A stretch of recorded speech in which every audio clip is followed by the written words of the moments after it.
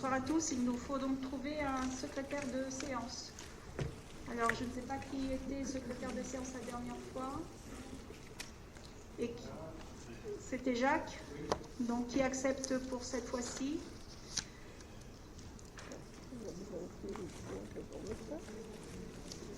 Sandrine Montbailly. Merci. Pourquoi ça ne tourne pas, ça sonne plus.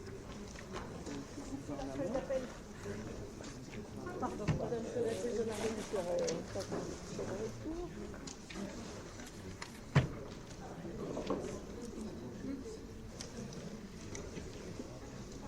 Voilà, donc on va procéder à l'appel. Donc, Aziz Bouslimani, Sandrine Montbailly, Christophe de France, Présent. Rita Canal, Présente. Romain Charon, Oui. Denise Dubois, Présent.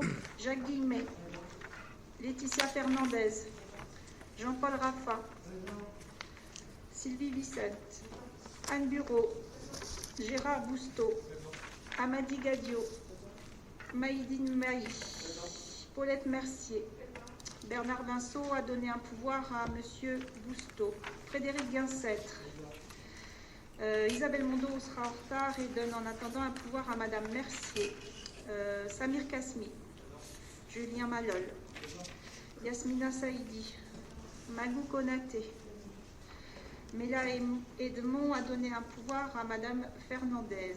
Sherazade Tuptan. Mme Pascale Couturier. Michel Sidbois. Catherine Jubot. Mme Guermont-Pré a donc donné un pouvoir à Mme Jubot. Sophie Milon-Auguste. Alexandre Massa. Donc Stéphane Pinault a donné un pouvoir à Michel Sidbois et Mohamed Yaou a donné un pouvoir à Sophie Milon-Auguste. C'est bon. Merci. Donc les remerciements.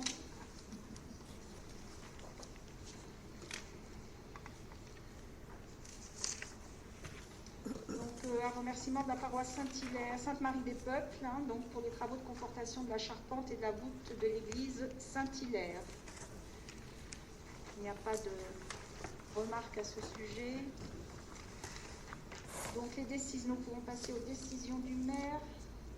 Donc y a-t-il des questions par rapport aux décisions qui vous ont été communiquées?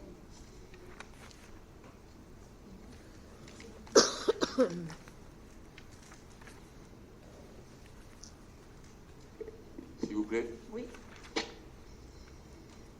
Alors, ça veut dire quoi en cours d'instruction dans les services?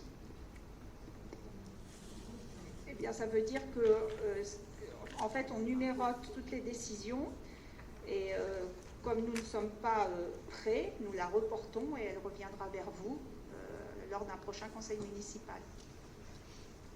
La décision est prise et vous êtes en cours de la prendre, c'est ça?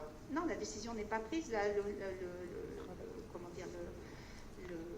le sujet est en cours d'instruction. Ça veut bien dire, c'est-à-dire que les services travaillent dessus et nous viendrons pour la validation en conseil municipal et peut-être même pour certaines en commission. D'accord, merci. Concernant le renouvellement de location, on peut avoir le bail ou le montant du bail ou les conditions de... Il est possible d'avoir une communication de ce bail ou pas? Tout à fait, tout à fait.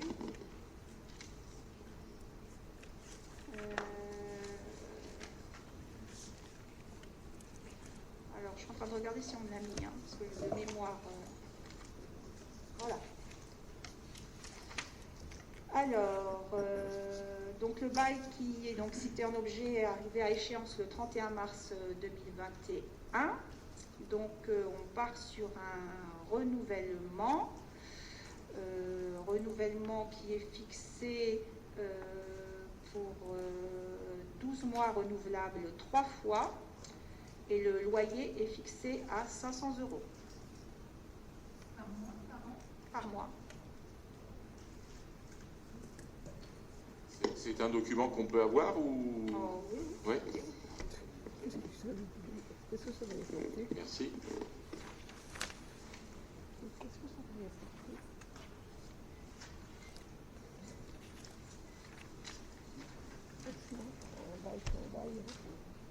Merci.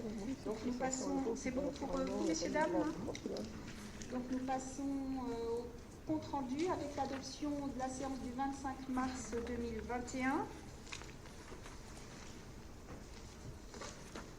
Donc tout le monde est... Sophie? J'ai toujours un petit souci par rapport au compte rendu. Alors en plus, j'étais pas là la dernière fois, donc j'ai voulu le lire avec attention pour bien comprendre ce qui s'était passé et me tenir informé.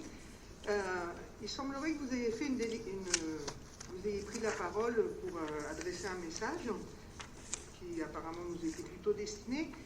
Il n'y a même pas marqué prise de parole de Madame le maire suite au vote du budget. Je trouve que c'est un petit peu dommage quand même.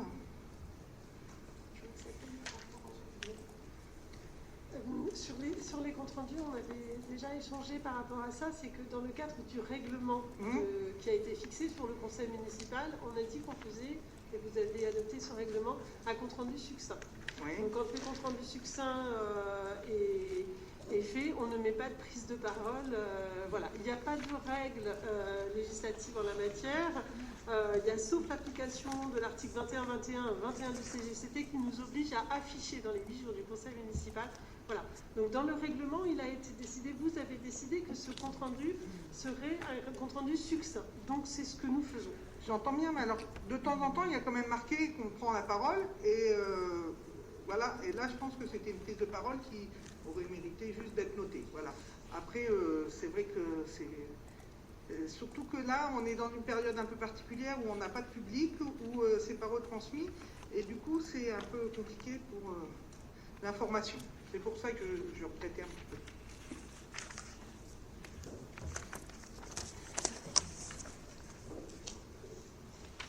Donc nous passons à la délibération numéro...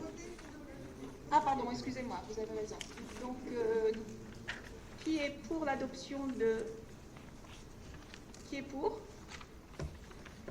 Qui s'abstient? Merci. Donc nous passons à la délibération numéro 1. Donc il s'agit du protocole de mise en œuvre du rappel à l'ordre avec la signature de la convention. Donc on vous explique effectivement que le rappel à l'ordre s'applique aux faits qui portent atteinte au bon ordre, à la sûreté, à la sécurité et à la salubrité dans la commune. On vous liste donc tous les rappels à l'ordre qui sont éventuellement concernés.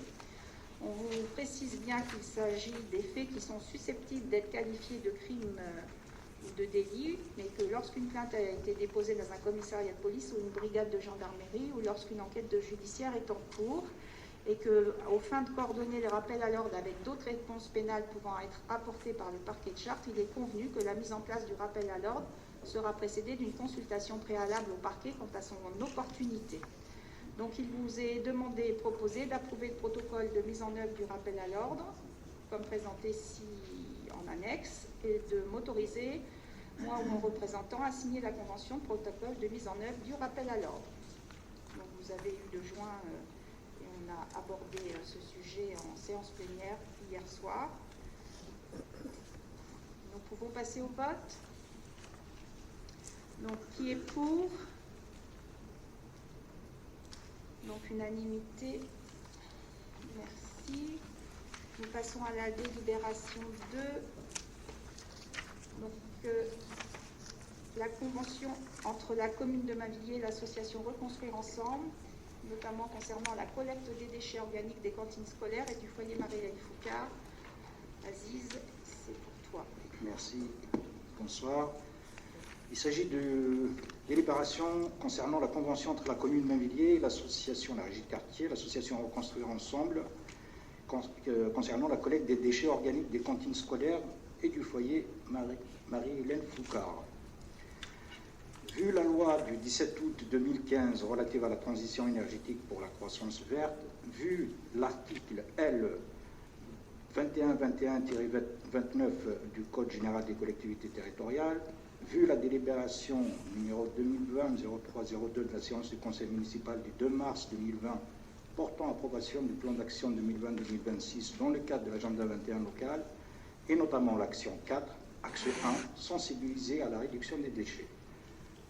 Considérant la loi de transition énergétique pour la croissance verte publiée le 17 août 2015 renforçant les objectifs relatifs aux biodéchets, prévoyant le développement du tri à la source des déchets organiques, jusqu'à sa généralisation pour tous les producteurs de déchets avant 2025, afin que chaque citoyen ait à sa disposition une solution. Considérant que l'association Reconstruire Ensemble souhaite créer une filière ultra-locale de collecte et de valorisation des biodéchets sur le territoire de la commune de Mainvilliers, considérant que dans le courrier en date du 5 mars 2021, l'association Reconstruire Ensemble propose de gérer les biodéchets émanant des points de restauration collective gérés par la ville, à savoir les cantines scolaires et le foyer Marie-Hélène Foucard. Considérant le projet de convention établissant un partenariat entre la ville de Mainvilliers et l'association Reconstruire Ensemble afin de mettre en place un processus expérimental de récupération des déchets organiques des établissements scolaires de la ville et du foyer Marie-Hélène Foucard, dont les caractéristiques principales sont les suivantes. Libellé des matières. Le prestataire récupère les déchets compostables de cuisine triés et mis en sac Kraft. Deuxièmement, conformité des biodéchets. La commune s'engage à respecter les consignes de tri. En cas de non-conformité, un surcoût sera appliqué par le prestataire. Troisièmement, modalité d'enlèvement. La commune s'engage à donner et faciliter l'accès au contenant au personnel de collecte. Quatrièmement, fréquence d'enlèvement. La collecte s'effectue entre 1 à 2 fois par semaine en fonction du taux de remplissage et des conditions climatiques. Cinquièmement, formation et sensibilisation.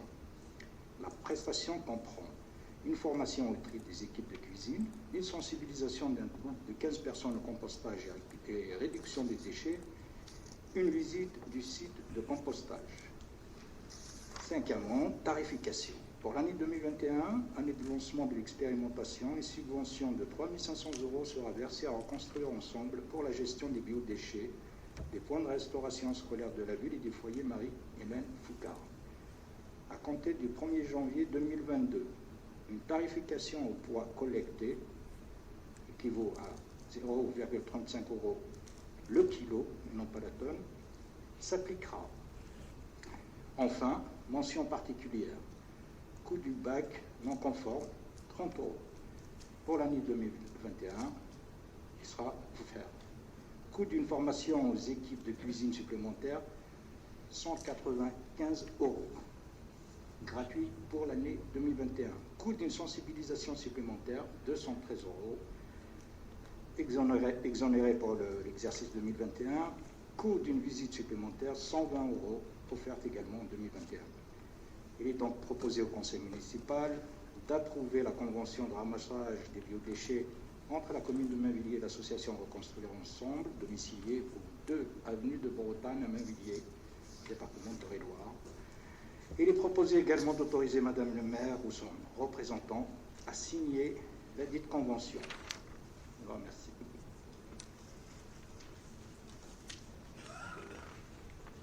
Merci.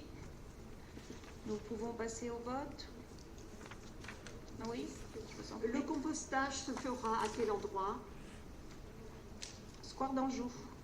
D'accord. Tu veux apporter peut-être des précisions? Ouais. Il y a une estimation de quantité de fait là, parce que vous avez fait une subvention pour la première année qu'on peut comprendre. La deuxième année, il y a un tarif à la tonne, enfin au kilo. Et donc il y a une estimation qui a été faite en quantité pour... et donc première question. Deuxième question, ben, je l'ai dit hier, c'est dommage, on n'en a pas parlé à la commission développement durable, mais c'est dans le cadre de l'agenda 21, donc c'est la réponse que j'ai eue. Et puis la collecte, c'est une compétence de l'agglo. Vous avez négocié une diminution pour cette collecte-là qui reste à l'intérieur? Alors, par rapport au fait, la régie de quartier, en fait, l'association a été accompagnée par un organisme spécialisé pour faire une évaluation par rapport au tri.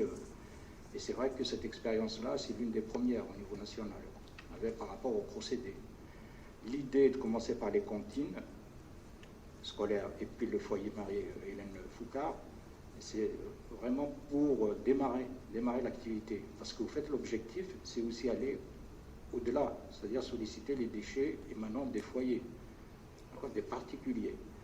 Donc normalement, le projet, d'après l'association elle-même, mais d'après également ceux qui les accompagnent dans ce projet-là, est viable. Il sera d'ores et déjà viable parce qu'il y a la volonté de la municipalité de les accompagner en mettant à disposition justement les déchets des cantines scolaires et puis du foyer. Il sera d'autant plus viable quand on arrivera à sensibiliser les habitants pour qu'ils puissent participer à cette action. En ce qui concerne la compétence, effectivement, la compétence c'est l'AGLO. Il faut savoir qu'il y a eu des discussions entre la régie de quartier et le vice-président chargé notamment de cette question-là. Je pense que l'AGLO attend de voir un petit peu l'exercice. Nous, on a été assez volontaristes pour les accompagner d'emblée. Pourquoi on les accompagne d'emblée? Ce n'est pas parce que uniquement c'est une association locale, non. Parce qu'il se trouve qu'il y a une adéquation avec notre orientation. Vous l'avez dit, l'action elle-même, l'action, elle est d'ailleurs rappelée dans la délibération. C'est l'action 4, axe 1, sensibiliser à la réduction des déchets, qui a sa place dans la feuille de route de l'agenda 21 municipal. Effectivement, il a fait l'objet au fait d'une discussion lors de la commission développement durable. Vous étiez présent, M. Sibois.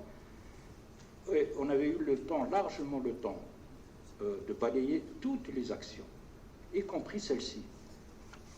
Et à côté, il y avait, vous étiez là, vous étiez 2 représentants de votre liste, et il y avait cette action-là. On a présenté un tableau, les actions, à côté des actions, les préconisations. À côté des préconisations, en fait, comment on compte s'y prendre pour réaliser l'action. Et dans cette case, comment s'y prendre pour réaliser cette action, il y avait le projet de la régie de quartier. On peut vous renvoyer le compte-rendu de la commission économie sociale et solidaire si vous voulez. D'accord? Je pense avoir répondu à vos questions.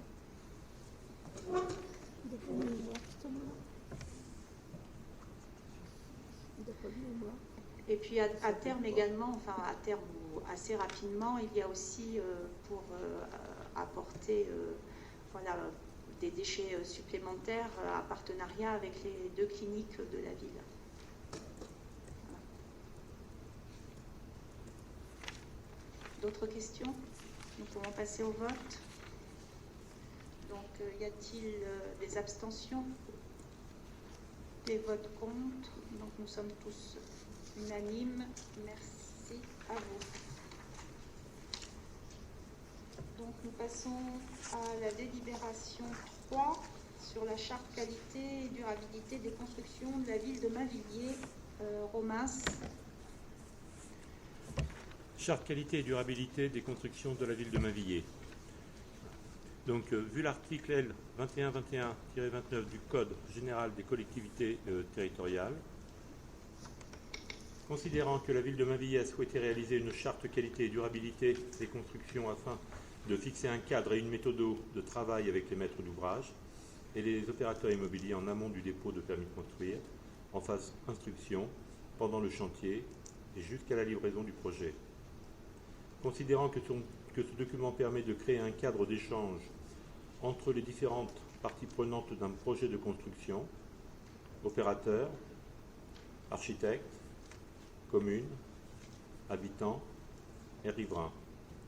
Considérant qu'il s'agit d'un outil de dialogue afin de guider les acteurs dans le montage, la conception et la réalisation d'un projet de construction, que la charte rencontre des ambitions de la commune pour accompagner les maîtres d'ouvrage dans une démarche vertueuse, considérant que la charte a une valeur incitative et indicative et qu'elle n'a pas vocation à se substituer aux documents d'urbanisme en vigueur, considérant qu'elle formule des propositions et des recommandations concernant le processus de concertation, de développement durable, de confort et de qualité de logement et de développement économique local à travers les 5 axes suivants: concertation et vivre ensemble, insertion urbaine et paysagère, architecture, matériaux et sobriété énergétique, programme, qualité d'usage et fonctionnalité, biodiversité, chantier et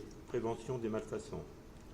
Il est proposé au conseil municipal d'approuver la charte qualité et durabilité des constructions de la ville de Mainvilliers telle qu'annexée à la présente délibération.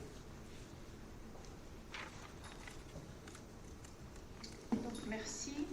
Donc là, je pense que c'est effectivement quelque chose d'important, cette charte promoteur, au regard de ce que nous avons pu connaître depuis ces quelques mois de fonction, au regard de toutes les sollicitations que nous pouvons avoir et des dossiers qui sont des fois relativement avancés, notamment quand cela concerne des sujets de privé à privé. Donc, effectivement, nous ne souhaitons pas que n'importe quoi se fasse sur la ville, notamment en termes de visuel, d'architecture, mais aussi, ça l'est bien rappelé, en termes de matériaux, d'où l'idée de cette charte qui sera donc systématiquement annexée, en tout cas pour tout ce qui est projet ville,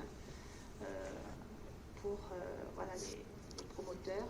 Et on espère bien évidemment que nous arriverons ainsi à avoir plus de satisfaction et de travail en commun avec les orientations que nous souhaitons donner à l'urbanisme sur la ville. Avez-vous des questions sur cette délibération? Donc la charte vous a été annexée. Donc nous pouvons passer au vote. Monsieur Sivois? Oui, c'est une bonne initiative, mais est-ce qu'il y a éventuellement des sanctions ou si on ne respecte pas si les porteurs de projets ne respectent pas? Parce que là, c'est une charte d'engagement volontaire et c'est tout pour le moment. Tout à fait. Alors, vous ne le savez peut-être pas, mais quand un promoteur décide de construire, aussi bien sur un terrain privé qu'un terrain public, en général, ce qui se fait, c'est à chaque fois le même procédé. En fait, il demande à rencontrer la ville et notamment le maire et l'élu en charge de l'urbanisme, notamment pour venir présenter un avant-projet. Donc là, ça permet bien évidemment de recentrer un petit peu nos objectifs en termes d'urbanisation, d'avoir des échanges très, on va dire, formels sur ce qu'ils nous proposent. Et ainsi, ils repartent, ils retravaillent le projet avec nos orientations et ils reviennent nous voir. Et franchement, ça fonctionne très très bien. Et donc cette charte, en plus, tous les promoteurs, connaissent, parce que les promoteurs ne sont pas, certains sont des promoteurs nationaux, donc connaissent très bien ce type de chartes qui ont déjà été mis en place, et ça ne leur pose aucun problème, sincèrement, pour avoir échangé avec eux. Donc je pense que c'est vraiment un outil supplémentaire qui positionne vraiment les volontés de la ville et qui permettront d'avoir en plus cette charte à proximité et sous le coude pour pouvoir discuter plus précisément de tout ce que nous souhaitons et de ce qu'eux peuvent proposer et arriver à un terrain d'entente et de compromis, notamment aussi quand il s'agit de privé et de la relation avec les habitants et les résidents à proximité.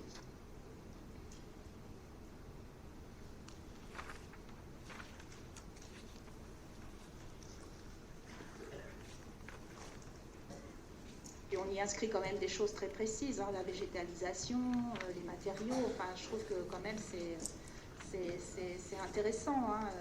Oui. L'utilisation aussi de matériaux de recyclage. Tout ça, ça vous est bien précisé. Donc c'est vraiment un très bon outil.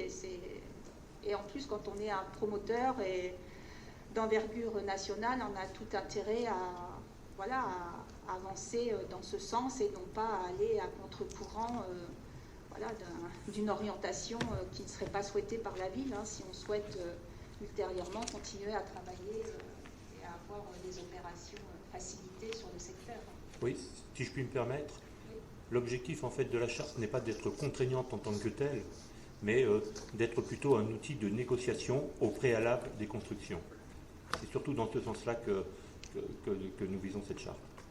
Et elle s'adresse à toutes, en fait, à tous. Hein. Excusez-moi, on a même vu qu'il y avait, par rapport aux œuvres d'art, donc c'est sûrement une bonne décision qui peut aussi inquiéter, parce qu'on n'a pas tous la même définition et le même accord de l'art. Et donc, chacun a ses propres. on est d'accord, hein. Voilà, donc ça peut aussi un peu inquiéter. Bon, après, c'est toujours, voilà, il faut avoir de la pertinence, mais aussi, voilà, que ça s'insère, bien évidemment, dans le lieu, dans le quartier, enfin, etc. En fait, il y a des modèles architecturaux qui existent ici. Enfin, nous avons des modèles architecturaux qui existent ici, qui forment notre paysage architectural complet, quoi. Donc, est-ce qu'on peut faire un peu n'importe quoi? Est-ce qu'on peut autoriser n'importe quoi? C'est une véritable question, en fait. Hein. Bien, nous pouvons passer au vote. Y a-t-il des abstentions? Des votes contre? Donc unanimité. Merci à vous. Donc nous passons à la délibération 4 sur les rythmes scolaires à compter de septembre 2021. Donc c'est Christophe. Merci et bonsoir. Donc, délibération numéro 4, demande de dérogation par rapport au décret du 24 janvier 2013 relatif à l'organisation du temps scolaire dans les écoles maternelles et élémentaires. Donc, la semaine scolaire comporte pour tous les élèves 24 heures d'enseignement réparties sur 9 demi-journées. Les heures d'enseignement sont organisées lundi, mardi, jeudi, vendredi, mercredi matin, à raison de 5h30 maximum par jour et 3h30 maximum par demi-journée. La durée de la pause méridienne ne peut être inférieure à 1h30.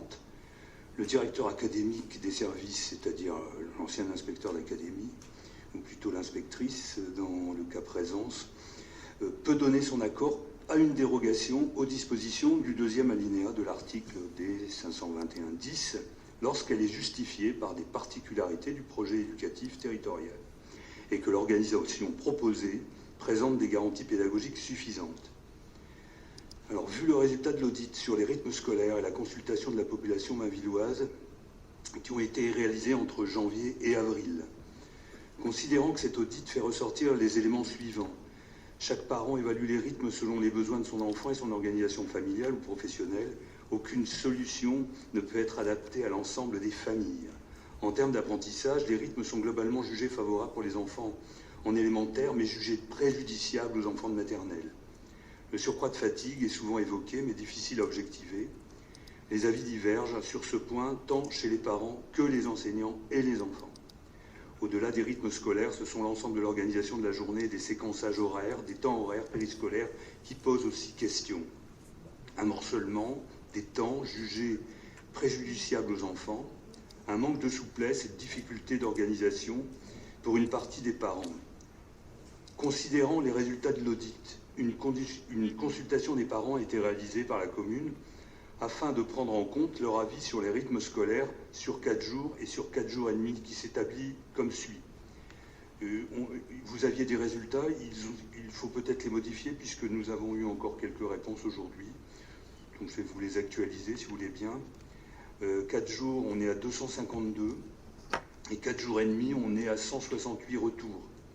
Ce qui représente 60% et 40%. On a donc eu 53%, même plus, 53,5% des parents qui ont répondu au questionnaire. Je rappelle qu'il y a 784 familles à Mainvilliers qui scolarisent en élémentaire ou en maternelle. Donc voilà les chiffres. Donc il est proposé de demander de voter sur ce choix, sur ces rythmes à 4 jours à compter de la rentrée de septembre 2021. Merci.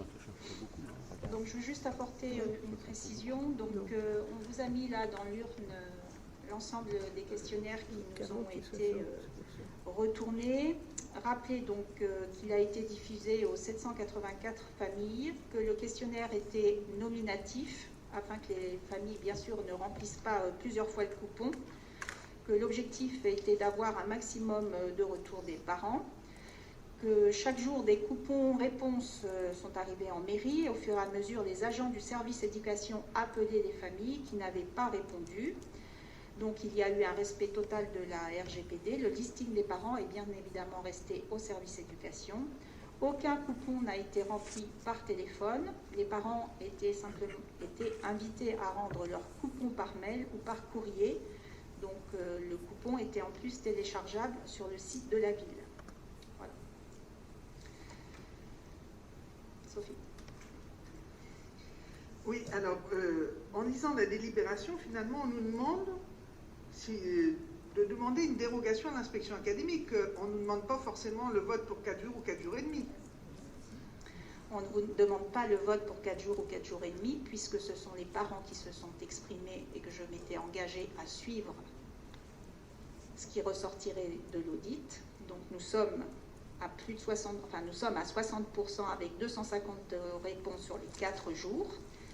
Donc, de ce fait, nous demandons une dérogation, effectivement, à l'inspection académique pour un passage des rythmes scolaires à 4 jours à compter de la rentrée de septembre 2021. D'accord. Donc, nous, on se réjouit déjà du passage à 4 jours parce qu'on aurait... on va, pour une fois, Mainvilliers ne va pas rester isolé comme étant la seule commune du département à être à 4 jours et demi, donc ça me paraît plutôt une bonne chose. Maintenant, je vais m'exprimer en tant qu'élu faisant partie de la commission éducation, qui a participé depuis le début du mandat à toutes les commissions éducation. Alors, même si c'est un petit peu compliqué, parce que finalement, c'est la commission intergénérationnelle, mais qui aussi fait commission éducation, on nous a informé jeudi dernier des résultats de l'enquête, etc. Mais à aucun moment on a été invité à une réunion de commission pour nous expliquer un petit peu quel serait le déroulé et votre façon de faire pour en effet prendre cette décision aujourd'hui. Donc on le regrette, on l'a dit en commission éducation jeudi soir, on nous a dit qu'il fallait le redire en conseil municipal ou en séance plénière. Donc c'est pour ça que je me permets de le dire aujourd'hui. Nous, on est tout à fait satisfaits sur le retour de 4 jours. Maintenant, on trouve ça... Alors, c'est sûr qu'il y a la pandémie, c'est sûr que c'est un peu compliqué, mais on trouve ça un petit peu précipité. Du coup, là, on est quand même début mai. Pour une rentrée scolaire en septembre, on demande... C'est-à-dire que là, on demande une dérogation. L'inspection académique va répondre. J'imagine, et j'espère, qu'elle va répondre favorablement. Si elle répondait défavorablement...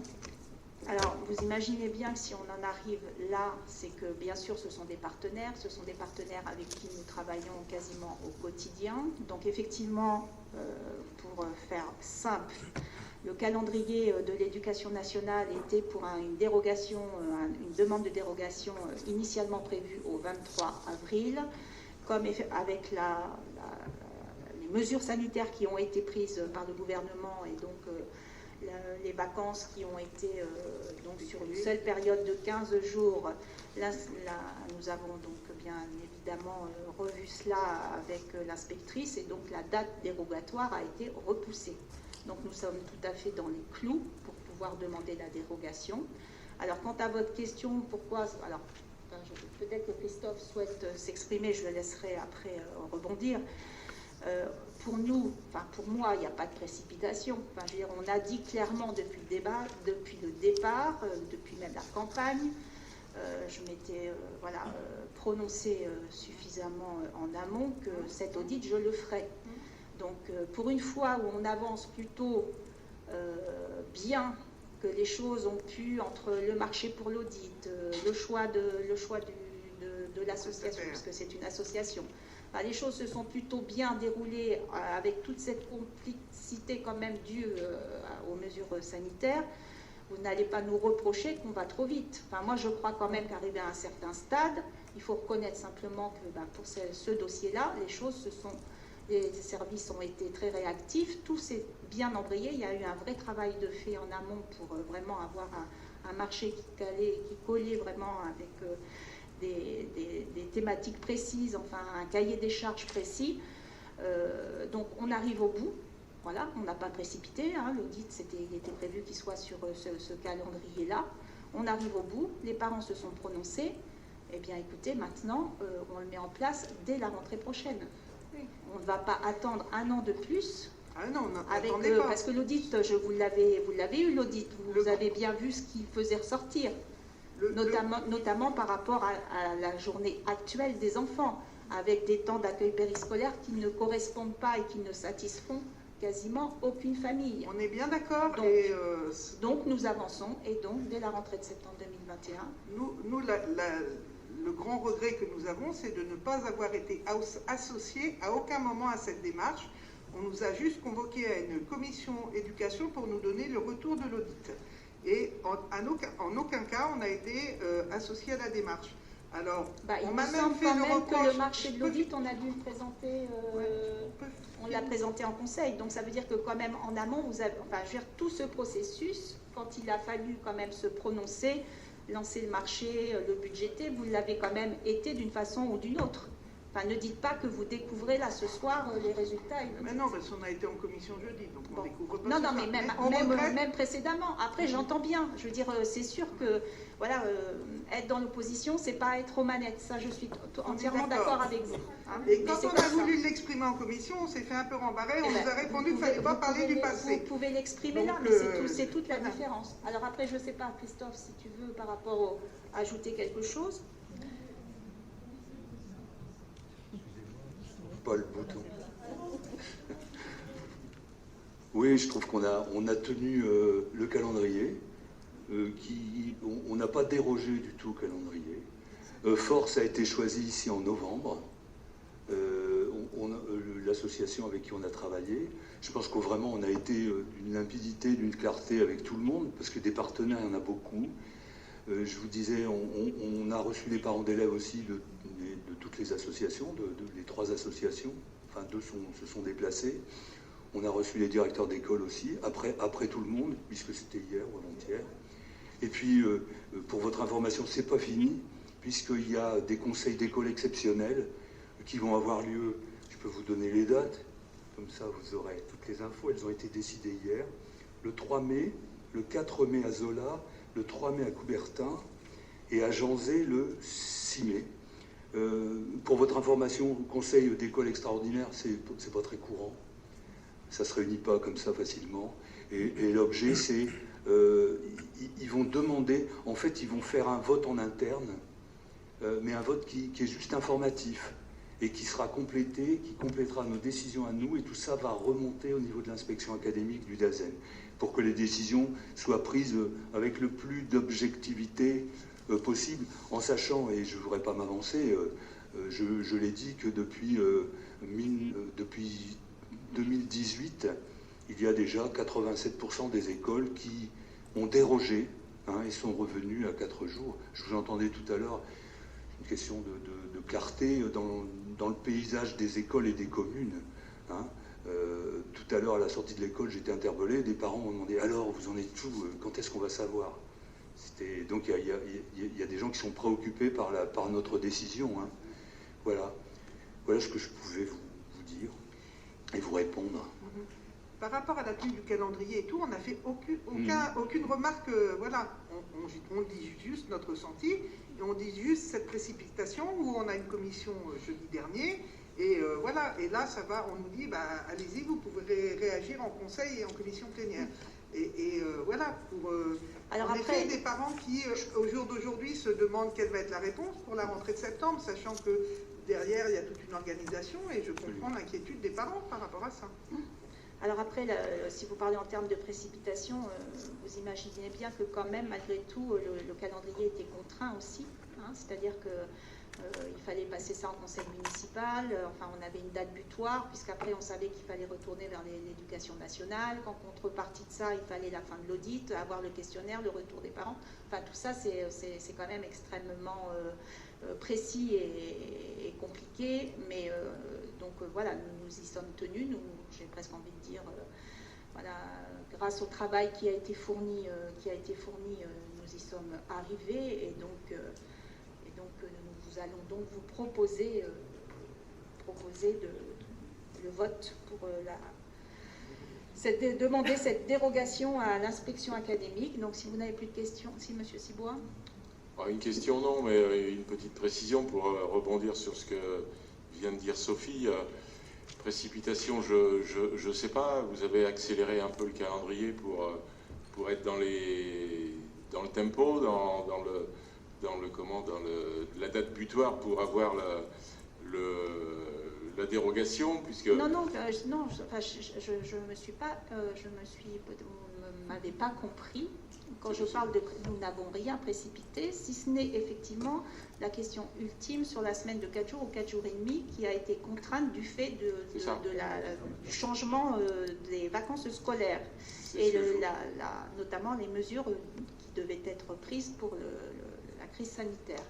C'est ce que je voulais dire, et c'est aussi ce qu'a pas dit Sophie, ce que certains parents d'élèves ont ressenti aussi en disant la décision est déjà prise et il y en a peut-être qui n'ont pas eu le temps de répondre. Les questionnaires sont là. Après, ceux qui ne répondent pas, c'est tellement facile de critiquer après coup, je comprends. On va voter pour, il n'y a aucun problème. Non, mais je ne peux pas vous laisser dire que la décision a été prise. En quoi la décision a-t-elle été prise, Monsieur Cibois? Est-ce que moi, Michel Bontou, quelque part, à un moment, je suis celle qui va dire c'est 4 jours ou c'est 4 jours et demi? Moi, j'ai demandé un audit. L'audit, il est clair.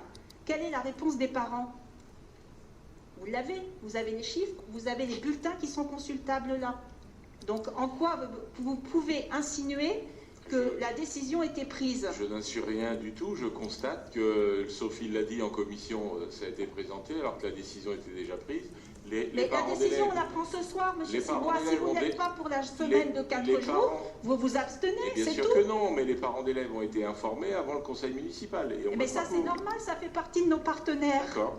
Donc forcément que les parents d'élèves sont informés au fur et à mesure. En plus, ils ont fait, si vous avez lu l'audit, et j'espère que vous l'avez lu, donc vous avez vu qui a été interrogé pour faire partie de cet audit. Quels sont-ils? Les enfants, les parents, les associations de parents d'élèves, les enseignants, les agents des collectivités. Donc forcément, c'est un de nos partenaires et on se devait de toute façon ce soir. C'est ce soir qu'elle est prise la décision. Et quand on les a rencontrés, à aucun moment on ne leur a dit « bah oui, c'est bon, c'est la semaine de 4 jours ». Ça, vous pouvez les interroger, on a été très clair là-dessus. On a dit, d'autant plus que certains bulletins, puisqu'on vous a dit ce soir que le chiffre était à modifier, puisqu'on a arrêté ce soir à partir de 16h, je crois, l'arrêt des retours éventuels de questionnaires, pour justement pouvoir prendre la décision en conseil municipal. Donc ça, il y a des choses quand même que j'entends bien que vous êtes dans votre rôle d'opposition, que vous avez toujours ce leitmotiv qu'on ne vous associe pas, que les décisions sont prises avant, mais au moins pour ce sujet-là, je vous demande de me dédouaner de ce que vous insinuez, parce que franchement, ça commence un petit peu quand même à être usant, toujours comme ça. Donc là, pour ce soir, les choses sont claires. Alors, en plus, je vais vous dire, on est d'accord pour une fois. Parce que pour la semaine aux 4 jours, on y était toujours. Non mais, sérieusement, la semaine aux 4 jours, on l'a toujours défendu. Et alors, je sais qu'il ne faut pas parler du temps dernier. Oui, je sais, puisque M. Cibois, avait bien dit que lui, de toute façon, il passait à 4 jours d'emblée. Ça, effectivement, je le sais, vous l'avez toujours défendu. Mais mais dire que moi, j'ai décidé et que j'avais déjà pris la décision, ça, je ne peux pas vous laisser dire ça. À aucun moment, vous pouvez rechercher, à aucun moment, je ne m'exprime. Je m'exprime simplement sur le fait que je veux que cette question soit remise à l'ordre du jour et que je veux que ce soit une décision qui me soit totalement indépendante et que ce soit un cabinet qui travaille sur la question. Chose que nous avons fait. Et c'est très bien. Et en plus, il a une conclusion qui nous convient. Par contre, j'ai pour mémoire, alors le passé n'est pas forcément très bon, mais la dernière fois qu'on avait dû voter pour les 4 jours ou 4 jours et demi dans la municipalité de Mainvilliers, les conseils d'école émettaient un avis plutôt favorable pour les 4 jours. Et quand nous, du coup, nous avions voté pour les 4 jours opposition du dernier mandat, on nous avait répondu que les chiffres n'étaient pas significatifs. Donc au moins, là, je suis contente, les chiffres sont significatifs et on est tous d'accord pour le retour à 4 jours. Voilà. Alors bon, je rebondirai simplement et ça sera la conclusion. Effectivement. Je voudrais quand même pardon. Ben, je ne sais pas parce que je réponds. Alors, allez-y, madame. Moi, je voudrais m'exprimer sur le fait qu'on a été interrogé par des parents d'élèves qui manifestement avaient beaucoup plus d'informations que nous, qui étions membres de la commission. Et jusqu'à jeudi matin, vers 10h, qu'on a eu le message, on était au courant de rien. Donc je trouve que c'est un petit peu embêtant que les parents d'élèves aient beaucoup d'informations et que nous, membres de la commission, nous n'ayons que la fin. Et surtout que quand ça arrive un jeudi matin et que nous travaillons, donc on essaie de le regarder en diagonale et on arrive le soir et on ne peut pas poser de questions puisqu'on n'a pas pu étudier le document vraiment très, très approfondi. Je sais bien que c'est le résultat, mais le problème c'est que comme il n'y a pas eu d'autres réunions avant, on découvre tout une demi-heure avant la réunion. Donc ça, c'est pas productif, c'est pas souhaitable de travailler de cette façon-là. Très bien. Alors je vous répondrai simplement que, voilà, en tant qu'élu au sein de ce conseil, vous avez quand même toute possibilité. Enfin, quand les sujets, vous avez le sentiment que des sujets vous échappent totalement et peut-être que des commissions ne se sont pas suffisamment réunies pour répondre à toutes vos interrogations, vous êtes tout à fait en capacité de venir nous voir et de nous demander des informations et ça sera avec un grand plaisir que nous le ferions. Donc attendre comme ça et avoir ce positionnement de dire on arrive à la fin et on n'a absolument aucune information précédemment de par la commission ou autre chose, eh bien écoutez, Madame Jubot, on se connaît quand même depuis un certain nombre d'années, Sophie également, vous également, donc n'hésitez pas sincèrement, hein, et puis ça nous peut-être qu'effectivement nous n'avons peut-être pas suffisamment communiqué, mais votre interpellation nous aurait peut-être amené à reconsidérer tout ce déroulement et ce procédé que nous aurions peut-être pu amender de réunions supplémentaires. Donc pour les prochains sujets, vraiment la porte est ouverte et n'hésitez surtout pas. Passons au vote, s'il n'y a plus de questions. Donc il est proposé, je le redis une dernière fois, c'est tellement important et on y arrive, de demander une dérogation à l'inspection académique pour un passage des rythmes scolaires à 4 jours à compter de la rentrée de septembre 2021. Donc, y a-t-il des abstentions, des votes contre? Donc, unanimité. Merci à tous. Et merci, je dirais, au service et à tous ceux qui ont travaillé sur ce. Donc, nous passons à la délibération 5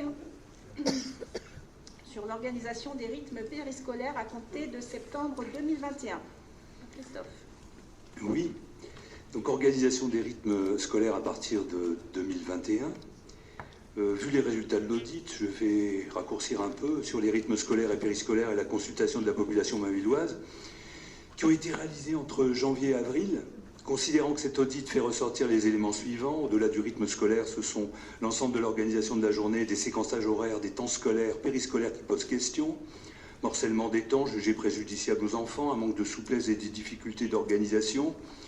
Pour une partie des parents, un enjeu autour de l'accompagnement scolaire aussi, le temps certes restreint, mais qui n'a pas vocation à devenir de la remédiation. Faut-il rappeler ici que les enfants n'ont plus de devoirs depuis le décret de 1956, mais ils ont des leçons et des apprentissages. C'est ça le temps d'aide aux leçons en fait en classe maintenant. Des efforts qui doivent cependant être maintenus pour accompagner individuellement les enfants, en particulier ceux qui n'ont pas d'aide aux leçons ou aux devoirs chez eux, considérant les résultats de l'audit et de la consultation des parents qui a mené à demander une dérogation à l'inspection académique pour adopter un rythme scolaire sur 4 jours, il est proposé au conseil municipal l'organisation suivante concernant les rythmes périscolaires à compter de la rentrée de septembre 2021-2022. Donc vous avez l'organisation avec le temps, 7h30, 8h30, accueil de tous les enfants, maternelle et élémentaire. La question avait été posée, je la reprécise. On accueille dans cette période-là tous les enfants, quel que soit leur âge et quel que soit leur niveau scolaire. Donc de la maternelle au CM2, 8h30, 11h30 temps scolaire, 11h30, 13h30 restauration. On garde restauration et atelier d'animation libre pour les enfants, aucune obligation de participation. Temps scolaire, 11h30, 16h30. départ des enfants, qui prennent le bus, récréation, écoutez pour les enfants, qui participent à l'accompagnement aux leçons, aux ateliers du soir et à l'accueil du soir. 16h30, 17h30, accompagnement aux leçons pour tout le monde, pour tous les enfants, pour tous les élèves. C'est une demande qui est revenue souvent dans les enquêtes. Atelier du soir, c'est un temps de repos, de rencontres ludiques, sans atelier particulier. C'est pas le moment de faire de la peinture ou de la poterie, évidemment, on n'a pas le temps à ce moment-là. Accueil du soir, accueil des... Je reprécise, c'est l'accueil des maternelles, des élémentaires, ça va du CP au CE2, mais il nous arrive évidemment dépanner des familles qui auraient besoin de notre aide pour des moments particuliers et des situations particulières. Le vendredi, idem que précédemment, avec une variante qui sera proposée l'après-midi sur la base des éléments ressortants de l'audit, en concertation avec les partenaires. Je crois que tout à l'heure, on a souligné, vous avez souligné le manque de concertation. Je pense que lundi, mardi, jeudi et le fonctionnement du vendredi méritera qu'on se rencontre, qu'on débatte et qu'on choisisse et qu'on fasse des choix. D'ailleurs, on avait déjà commencé des argumentaires ensemble la dernière fois autour de cette thématique. Le mercredi, 7h30, 9h, accueil le matin, payant en fonction du quotient familial. Tout ceci est à définir et à préciser. 9h, 11h30, atelier culturel, sportif et artistique, tel que c'est recommandé dans les textes. 11h30, 13h30, repas. 13h30, 17h30, accueil au centre de loisirs. 17h30, 18h, accueil du soir. Il est à noter que les parents auront la possibilité d'inscrire leur enfant indépendamment sur tous les temps, à la matinée, à la demi-journée ou à la journée complète. Mais ceci mérite aussi d'être débattu et d'être discuté et avancé le plus rapidement possible pour qu'on soit efficace, pertinent et opérationnel dès la rentrée de septembre, ce que vous soulignez tout à l'heure. Je pense que nous y serons. Voilà cette délibération exposée. Merci. Avez-vous des questions? Sophie? Ça va plutôt être une explication de vote que des questions, mais du coup, Monsieur Defrance, vous avez commencé à dire. Donc, c'est vrai qu'en commission, quand on a parlé de ce rythme scolaire, on a émis tout un tas de sujets qui nous interpellaient. Alors, j'ai bien entendu jeudi qu'on nous disait que c'était le début, qu'on allait y réfléchir, qu'on allait y retravailler ensemble. Donc, nous, par exemple, moi, la variante du vendredi, c'est quelque chose que je trouve beaucoup trop compliqué par rapport au côté positif que ça pourrait amener. Donc, alors, déjà, on ne comprend pas trop pourquoi on vote sur cette délibération. Alors, du coup, nous, on se dit on va voter contre, parce que si on vote cette délibération pour, ça veut dire qu'on est pour la variante du vendredi. Or, en commission, on a expliqué qu'on n'était pas forcément favorable, que les propositions du mercredi, c'était pas encore suffisamment ficelé pour qu'on vous donne notre accord, ou voilà, peut-être qu'on sera d'accord en plus avec ce qui sera proposé.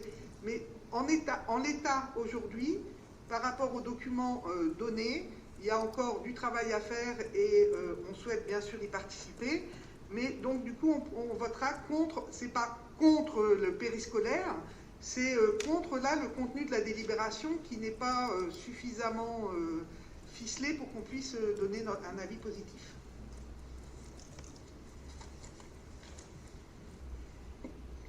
Entendu.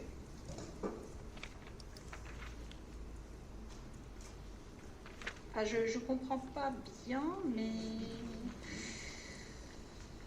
je ne comprends pas bien à votre position. C'est-à-dire que quand même, là, cette délibération, elle pose quand même les choses, même si à l'intérieur, on ne sait pas encore ce qu'on y met, puisque le but, c'est qu'effectivement, il y ait des possibilités de réflexion et qu'au final, on choisisse, enfin, avec là aussi les associations de parents d'élèves, etc., qu'on choisisse une formule qui corresponde le mieux à la journée de l'enfant, à ce qui ressortait aussi de l'audit sur on va dire, la simplicité, enfin, d'organisation, que les parents s'y retrouvent. Donc là, effectivement, on ne vous demande pas de vous prononcer sur sur le vendredi, notamment s'il y aura une variante ou pas, on n'en est pas là. Là, on vous demande, voilà, le lundi, le mardi, et le vendredi, avec, voilà, on s'engage effectivement à avoir une réflexion sur comment on fera le vendredi après-midi. Et puis quand même, il y a toute la journée du mercredi qui vous est quand même un petit peu précisée. Donc j'entends, mais j'avoue que je ne comprends pas. Mais justement, le mercredi matin, la question était encore, est-ce que c'est payant, pas payant? Donc tout n'est pas encore vraiment ficelé. Mais je suis bien d'accord, il faut que nous avancions et c'est là où on vous propose de travailler ensemble, d'autant plus que effectivement il y aura de toute façon nécessité de reprendre une délibération, notamment pour le mercredi et le vendredi, et tout ça rapidement, je pense, au mois de, enfin rapidement ou pas, mais au mois de mai, avec les choix qui seront faits. Donc, non, mais très bien, mais on ne va pas aller plus loin. J'entends votre position. Alors, je ne sais pas dans l'ordre si c'était Yasmina ou... C'est noté au niveau du mercredi, donc l'accueil est payante, ensuite apparemment gratuit, ensuite le repas est payant. C'est noté au niveau du mercredi entre parenthèses. Oui, sauf que c'est effectivement sur la tranche horaire 9h, 11h30, il y a quand même une question, et c'est une question par rapport, si vous voulez, on est en attente de savoir si nous pourrons obtenir ou pas sur le fameux temps mercredi, si nous pourrons avoir des subventions. Voilà, qui déterminera et qui, après, ce sera un vrai choix. Si nous n'avons pas de subvention et que nous décidons effectivement la gratuité, c'est un vrai choix. Et si nous avons des subventions, de quel montant sont-elles? Donc tout ça, c'est pour l'instant, nous n'avons pas le retour. Hein, mais l'idée, celle-ci, malgré tout, de faire, enfin, dans le séquençage du mercredi, malgré tout, voilà la façon dont nous souhaiterions que la journée se déroule au regard de ce qui est ressorti de l'audit. Monsieur Sibois.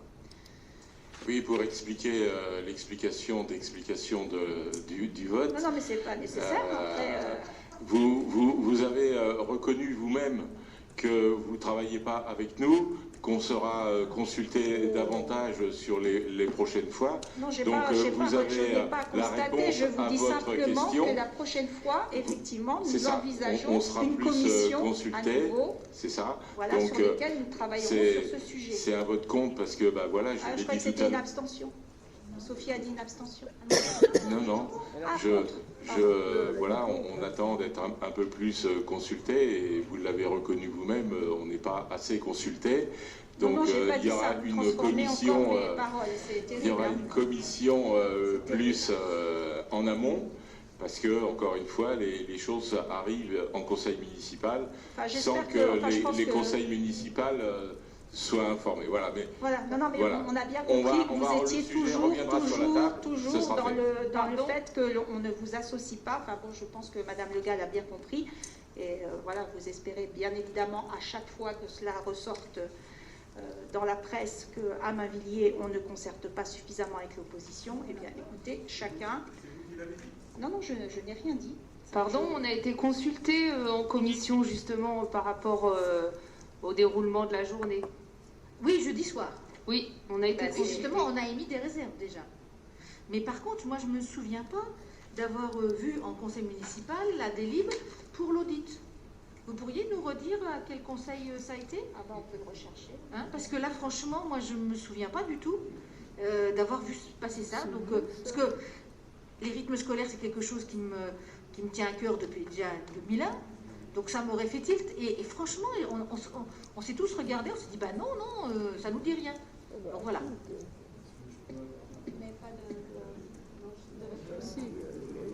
Donc on va rechercher, on va vous donner ces informations. Alors, nous passons au vote. Ah, Jean-Paul. Je voulais juste dire que là, on vous demande, et vous votez ce que vous voulez, mais une position de principe sur une organisation. On vous dit, et on l'écrit noir sur blanc, qu'on va travailler avec les partenaires, c'est-à-dire les APE, les conseils d'école, les conseils de maîtres. Vous pouvez être contre ça, mais ça m'étonne de vous, Sophie. C'est tout. J'ai bien dit qu'on n'était pas contre les activités périscolaires. Maintenant, moi, je ne peux pas voter pour une délibération comme ça. Après, je suis suis désolée que ça en fâche certains ou que ça vous convienne Non, pas. Moi, ça ne Moi, fâche en tous pas, les ça cas, m'étonne. dès que ça a été présenté, je vous ai dit qu'il y avait 2-3 sujets qui m'interpellaient énormément, que ce soit par rapport au mercredi. Si gratuité, ça veut dire que les gens, malheureusement, quand ils ne payent pas, ils inscrivent, ils viennent pas, ils n'ont pas payé, ils s'en moquent. Et du coup, en attendant, en face, vous avez dû prévoir pour pouvoir accueillir les gens inscrits. Donc ça m'interpelle. Et puis la variante du vendredi, ça m'interpellait aussi. Donc c'est pour ça que je ne peux pas voter pour. Après, bien sûr qu'on est, et je l'ai dit, dès que je suis intervenue, j'ai dit on vote contre la délib, pas par rapport au périscolaire et au rythme périscolaire, mais par rapport au fait que c'est pas ficelé, donc je ne peux pas voter pour une délibération où c'est pas ficelé. Entendu.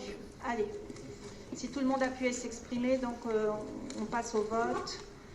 Donc les votes contre. Donc abstention, je pense qu'il y en a pas. Et donc le reste de l'Assemblée pour. Merci à tous. Donc on passe à la délibération 6, donc la création d'un poste d'ingénieur à temps plein. Donc on vous propose de fixer les effectifs des emplois à temps complet et non complet qui sont nécessaires au fonctionnement des services, en mentionnant à chaque fois sur quel grade et à quel niveau de rémunération il habilite l'autorité territoriale à recruter. Donc là, on vous propose effectivement le recrutement d'un responsable ingénieur du patrimoine bâti dans le cadre d'emploi des ingénieurs territoriaux. Donc la création du poste suivant, donc ingénieur territorial catégorie A, un poste à créer sur un temps plein. Donc on vous a expliqué en commission plénière que nous avions actuellement un poste d'attaché, donc qui appartenait à la filière administrative. Nous avions besoin de créer ce poste d'ingénieur filière technique et que suivant le recrutement que nous ferions, eh bien, une de ces deux lignes serait supprimée. Avez-vous des questions? Pouvons-nous passer au vote? Au fait, le recrutement, il est en cours ou... Oui, il est en cours. Par rapport, tout simplement par rapport au poste de Charlotte Duchon, qui s'occupait de l'ANRU et qui quitte la commune. Donc effectivement, Charlotte était sur un poste d'attaché et pour permettre un recrutement plus large et avoir des candidats peut-être sur un panel plus important, nous souhaitons avoir ces deux possibilités puisque ce sont deux filières qui permettent le recrutement répondant à ce type de poste. Nous pouvons passer au vote.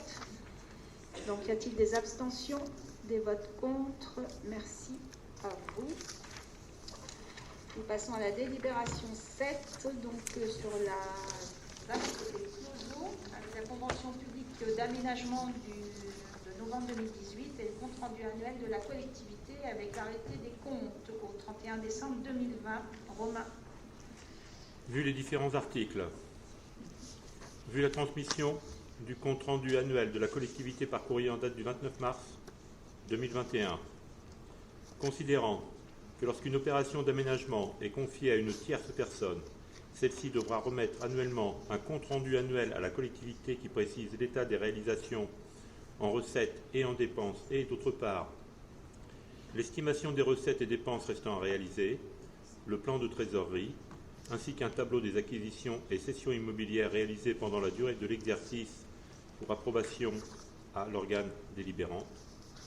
Considérant qu'il appartient au conseil municipal d'approuver annuellement le CRAC remis par des tierces personnes qui auraient en charge des opérations d'aménagement sur la commune.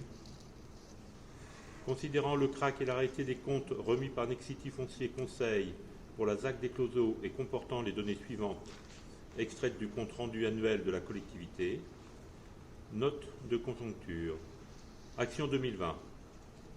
Délibération du conseil municipal concernant la cession des terrains communaux à l'aménageur, l'approbation de la modification simplifiée numéro 2 du plan local d'urbanisme, la modification numéro 1 et 2 du dossier de réalisation et plan de composition réglementaire, la procédure de déclaration d'utilité publique et le dossier d'enquête parcellaire, acquisition des terrains par l'aménageur, Lancement des études d'élaboration des dossiers de déclaration d'utilité publique et du dossier d'enquête parcellaire. Autorisation du dossier loi sur l'eau. Travaux. Retour de la consultation des entreprises pour la phase 1 et début des travaux d'aménagement, signature d'une convention publique de travaux en vue de la réalisation de puits d'infiltration et de clôture non prévus dans le traité de concession. Fin des travaux de viabilisation et début des travaux de construction des maisons individuelles, visite des chantiers, aspects commerciaux, lancement commercial, vente de 18 lots sur 22, vente des îlots groupés à Nexity. Perspective 2021. Adaptation éventuelle du dossier de réalisation dans le cadre des études sur la phase 2. Revente d'un reliquat de terrain à la parcelle AV80. Poursuite des négociations amiables avec les propriétés de la phase 2, enquête publique préalable à la DUP sur la phase 2, demande de diagnostic archéo anticipé sur les terrains de la phase 2, travaux, plantation des espaces verts, pose des clôtures des riverains, début des constructions des immeubles dans les îlots, installation des carports, haies et clôtures privatives, commerciaux, établissement d'une liste de contacts pour les terrains à bâtir de la phase 2. Acquisition et cession, phase 1. Vente 2020, lot numéro 1, 2, 3, 4, 8, 10, 13, 14, 15, 17, 18, 19, 20, 22. Vente 2020, les îlots inter, collectif 1 et 2. Points financiers, recettes, vente 2020, donc les lots 1, 2, 3, 4, 8, 10, 13, 14, 15, 17, 18, 19, 20, 21. 655 100 €. Vente 2020, îlot intercollectif 1 et 2, 1 63 000. Dépenses, 257 800 € de dépenses en charges foncières, 576 900 € de dépenses voirie et réseaux divers, 54 000 pour la participation aux équipements publics, 72 800 de dépenses honoraires, 100 800 de frais généraux honoraires et assurances, 80 800 de frais commerciaux, 52 000 de frais bancaires. Bilan financier actualisé. Le bilan prévisionnel a été actualisé pour tenir compte de l'avancement des négociations foncières, de l'actualisation du plan d'aménagement qui fait suite aux études opérationnelles déjà réalisées et à la phase de concertation. Plan de trésorerie actualisé. Total des dépenses, 3 226 900 €, 1 194 300 € pour l'année 2020. Total des recettes, 3 532 700. 1 718 100 pour l'année 2020. Il est proposé au Conseil municipal d'approuver le compte-rendu annuel à la collectivité et l'arrêté des comptes au 31 décembre 2020 de Nexity Foncier Conseil pour la ZAC des Closeaux. Merci. Donc, vous avez le compte-rendu avec des points précis. Avez-vous des questions, Sophie? Oui, ça me questionne toujours quand on demande de voter un compte-rendu d'activité. Pour moi, je comprends acte, mais là, on a un document qui nous dit ce qui est fait, donc on ne peut pas être ni contre ni s'abstenir. C'est un document qui dit ce qui est fait. Donc je suis toujours, c'est pas la première fois, et c'est vrai qu'à chaque fois, ça me fait sourire. On nous donne un compte-rendu d'activité, à part prendre acte comme quoi on a pris connaissance de ce compte-rendu. Je ne comprends pas trop le sens d'un vote pour ça, mais est-ce que c'est du coup une légalité qu'il faut faire Alors je pense que c'est ce qui nous font vous faire voter, c'est qu'en fait, il y a des montants. Donc, il y a différentes méthodes, mais effectivement, là, le vote, c'est surtout parce qu'il y a des montants qui sont appliqués sur le rapport d'activité. Donc, ouais. C'est juste la validation. Après, c'est vrai que c'est toujours bizarre parce qu'on nous donne une information et on nous dit de voter pour ou contre, à part le fait qu'on a pris acte et qu'on a pris connaissance de cette information. Et il y a des bizarreries dans l'administration que je n'arrive pas à expliquer. Oui, on est d'accord. Il y a des complexités qui pourraient être simplifiées, on est bien d'accord. À chaque fois qu'on a des montants, on préfère vous le faire voter. Maintenant, il y a des bizarreries que je n'explique pas. Parce que c'est vrai que ça n'a pas forcément de sens. Bah, disons qu'après voter, c'est vrai que c'est une expression aussi, c'est quelque part, on approuve ce qui nous est communiqué. Vous voyez, c'est peut-être dans ce sens-là qu'il faut le prendre. Enfin, je pense que c'est même comme ça qu'il faut le prendre. Nous pouvons passer au vote. Donc, y a-t-il des abstentions, des votes contre? Donc, unanimité, merci à tous. Donc, nous en avons terminé.